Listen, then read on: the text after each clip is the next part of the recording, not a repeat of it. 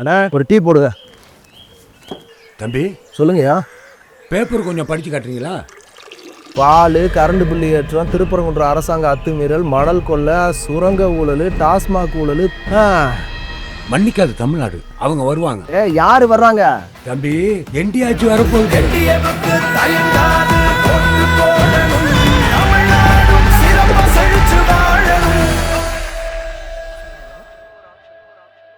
Udumalai K. Radhakrishnan அரசியல் பயணம் மற்றும் வரலாறு. உடுமலை கே. ராதாகிருஷ்ணன் அவர்கள் தமிழக அரசியல்ல குறிப்பா கொங்கு மண்டலத்தில் அதிமுகவின் ஒரு முக்கிய முகமா திகழ்றாரு.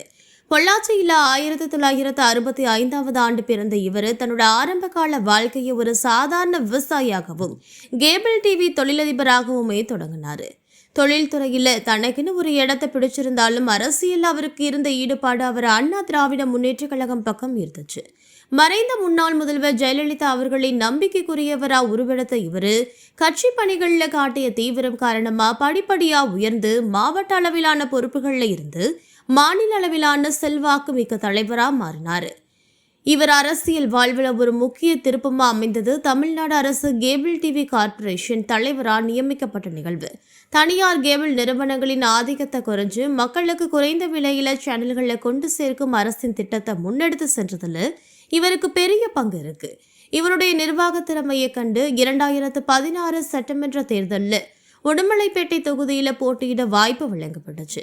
அந்த தேர்தலில் வெற்றி பெற்று முதன்முறையா சட்டப்பேரவைகளில் நுழைந்த அவருக்கு வீட்டு வசதி மற்றும் நகர்ப்புற வளர்ச்சித்துறை அமைச்சர் பதவி வழங்கப்பட்டிருக்கு.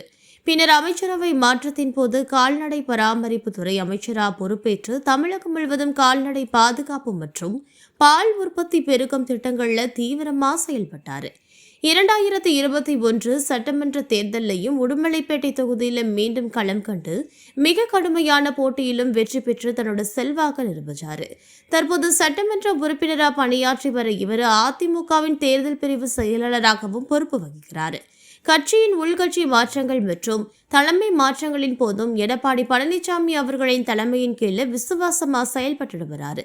உடுமலைப்பேட்டை மற்றும் திருப்பூர் மாவட்டத்தின் உள்கட்டமைப்பு வசதிகளை மேம்படுத்துறதுல அப்பகுதியில் நீண்ட கால கோரிக்கையான பாசன திட்டங்களை நிறைவேற்றுவதிலும் இவர் அதிக கவனம் தொடர்ந்து செலுத்துகிறார். அடிமட்ட தொண்டரா தொடங்கி இன்று வரைக்கும் அதிமுகவின் முக்கிய தூண்களில் ஒருவரா தன்னோட அரசியல் பயணத்தை தொடர்ந்துட்டு இருக்காரு. உடுமலை ராதாகிருஷ்ணன் அவர்களின் அரசியல் வாழ்வு என்பது விசுவாசத்திற்கும் விடாமுயற்சிக்கும் ஒரு சிறந்த உதாரணமா திகழுது. ஒரு சாதாரண விவசாய குடும்பத்துல பிறந்து கேபிள் டிவி தொழில தன்னோட பயணத்தை தொடங்கின இவரு இன்று தமிழக அரசியல்ல தவிர்க்க முடியாத ஒரு ஆளுமையா உருவெடுத்திருக்காரு. மேலும் இவருடைய அரசியல் பயணத்தில் மிக முக்கியமான மைல்கல் அமைஞ்சது தமிழ்நாடு அரசு கேபிள் டிவி கார்ப்பரேஷன் தலைவரா பணியாற்ற காலம். தனியார் நிறுவனங்களோட ஆதிக்கத்தை இந்த கேபிள் துறையை மீட்டு மிக குறைந்த விலையில மக்களுக்கான சேவையை கொண்டு சேர்த்ததில் இவருக்கு பெரிய பங்கு இருக்கு. இவர் நிர்வாக திறமையை கண்டு வியந்த மறைந்த முன்னாள் முதல்வர் ஜெயலலிதா அவர்கள் இவரை திருப்பூர் மாவட்ட செயலாளராகவும் பின்னர் அமைச்சராகவும் உயர்த்தி அழகு பார்த்தாங்க. வீட்டு வசதி மற்றும் நகர்ப்புற வளர்ச்சித்துறை அமைச்சராக இருந்தபோது நகர்ப்புற மேம்பாடுகளிலும் பின்னர் கால்நடை பராமரிப்புத்துறை அமைச்சராக இருந்தபோது கிராம பொருளாதாரத்தின் முதுகெலும்பான கால்நடை வளர்ப்பை மேம்படுத்துவதிலும் இவர் காட்டிய ஆர்வம் குறிப்பிடத்தக்கது. அரசியல் ரீதியா பார்த்தா ஜெயலலிதா அவர்களின் மறைவுக்கு பிறகு அதிமுக சந்தித்த மிகப்பெரிய நெருக்கடிகளின் போது இவர் ஒரு உறுதிமிக்க தூணா செயல்பட்டார். கட்சி பிளவுபட்ட நேரத்திலும் எடப்பாடி பழனிசாமி அவர்களின் தலைமையிலான அரசுக்கு தேவையான ஆதரவை திரட்டுவதிலையும் கொங்கு மண்டல சட்டமன்ற உறுப்பினர்களை அறிமுகப்படுத்துவதில் இவர் ஆற்றிய வியூகம் மிக முக்கியமானது. மேலும் இதனாலேயே இவர் இன்று வரைக்கும் எடப்பாடி பழனிசாமி அவர்களின் மிக நெருக்கமான வட்டாரத்தில் ஒருவராக கருதப்படுறாரு. உடுமலைப்பேட்டை தொகுதியை பொறுத்த வரைக்கும் அத்துவாளி பாசன திட்டம் மற்றும் பிஏபி பாசன கால்வாய் சீரமைப்பு பணிகளில் இவர் காட்டிய ஆர்வம் ஒரு நிரந்தர இடத்தை பெற்று தந்திருக்கு. எதிர்க்கட்சி வரிசையில் இருக்கும் தற்போதைய சூழ்நிலையிலும் தொகுதியில் நடக்கிற ஒவ்வொரு சிறு மாற்றத்தையும் கவனித்து அதற்கான தீர்வுகள் அதிகாரிகளிடம் போட்டி போட்டு போராடி பெற்று தந்தார். இவருக்கு அலுவலகம் எப்போதுமே மக்களுக்காக திறந்திருக்கும். மேலும் யாருக்கிட்டையுமே முகம் சுளிக்காம பேசும் இவருடைய எளிமையான அணுகுமுறையுமே இவர் ஒரு நல்ல மக்கள் தலைவராக நிலைநிறுத்தியிருக்கு. வரும் காலங்களில் அதிமுகவின் மாநில அளவிலான முடிவுகளை எடுக்கும் ஒரு உயர்மட்ட குழுவில் இவருடைய ஆலோசனைகள் பெரும் தாக்கத்தை ஏற்படுத்தும் என்பதில் மாற்று கருத்து இல்லை. தற்போது உடுமலைப்பேட்டை தொகுதியின் சட்டமன்ற உறுப்பினராக பணியாற்றி வரும் இவர் தொகுதி மக்களின் குறைகளை நேரடியாக கேட்டறிந்து உடனுக்குடன் தீர்வு காண்பதில் பெயர் பெற்றவர். குறிப்பாக கொங்கு மண்டலத்தில் நிலவும் பாசன பிரச்சனைகளுக்காகவும் விவசாய உரிமைகளுக்காகவும் சட்டமன்றத்தில் தொடர்ந்து குரல் கொடுத்துட்டு வராரு. அதிமுகவின் தேர்தல் பிரிவு செயலாளராக பொறுப்பு வகிக்கும் இவர் கட்சியின் முக்கிய வியூகங்களை வகுப்பதிலும் தேர்தல் காலங்களில் தொண்டர்களை தயார்படுத்துவதிலும் எடப்பாடி பழனிசாமி அவர்களின் நம்பிக்கைக்குரிய தளபதியாக செயல்பட்டு வராரு.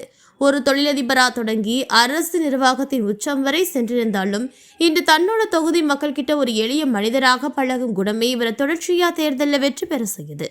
அரசியல் மாற்றங்கள் பல வந்த போதிலும் தனது இயக்கத்தின் மீதும் தலைமை மீதும் மாறாத விசுவாசத்தை கொண்டு தமிழக அரசியலில் ஒரு நிலையான சக்தியா உடுமலைக்கு ராதாகிருஷ்ணன் விளங்குகிறாரு. கள்ளச்சாராயம் காரணமாக பல பேர் உயிரிழப்பு. கஞ்சா, டாஸ்மாக் ஊழல். என் மகனை சுடுகாட்டுக்கு அனுப்புன உங்களுக்கும் அதே கதிதான். மறக்கவும் மாட்டோம், மன்னிக்கவும் மாட்டோம். மாற்றம் வேண்டும், அதற்கு பிஜேபி தான் வேண்டும்.